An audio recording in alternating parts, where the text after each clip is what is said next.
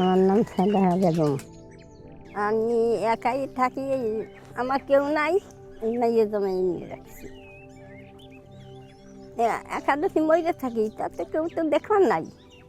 রান্না বান্না ওই সময়টা আমি করি, পারলি করি, না পারলি মাইয়ের সংসারটা একটু খাই। আর কি করবো, খাবো যদি হানে পাই সে এনে খাই, না পাই না খাই। এই হলো আমার পরিস্থিতি। গড়বাড়ি দোতলা ঘর, ভাঙ্গাচোরা, আর সামনের বাড়িতে তাও ভাঙ্গা। আমার নাম মোহাম্মদ জয়নাল শেখ। আমাদের বাড়ি হচ্ছে সোনাতুন্দি গ্রাম, নোয়ানীপাড়া। আমি কৃষি কাজ করি। হ্যাঁ, আমি এই খেতে খামারে কাজ করি। আমার পরিবারে 7 জন আছে। আমাদের অনেক অনেক কষ্ট করে আমাদের এই দিন যাপন করতেছি আর কি। অনেক কষ্ট। হ্যাঁ, খেতে খামারে কোনো সময় কাজ থাকে না, অনেক সময় অনেক কষ্ট করতে হয়। আমি খেতে এই কাজ কইরা যা ইনকাম করি ওই দিয়ে আমার পরিবার চলে। এই রমজান মাস আসা লাগছে, আমাদের অনেক অনেক কষ্ট হবে। আমার হাজবেন্ড একজন হচ্ছে প্রতিবন্ধী।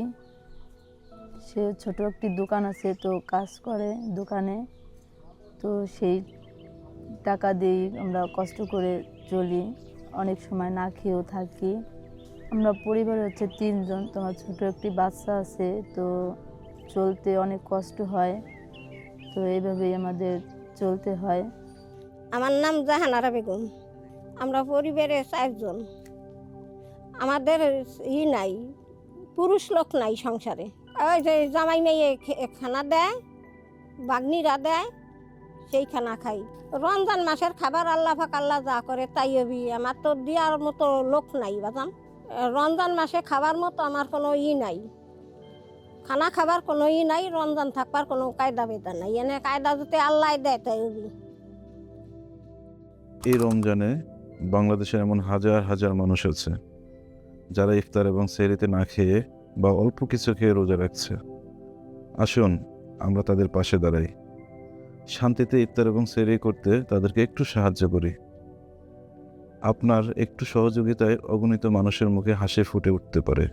ইপাও, work for people, work for life.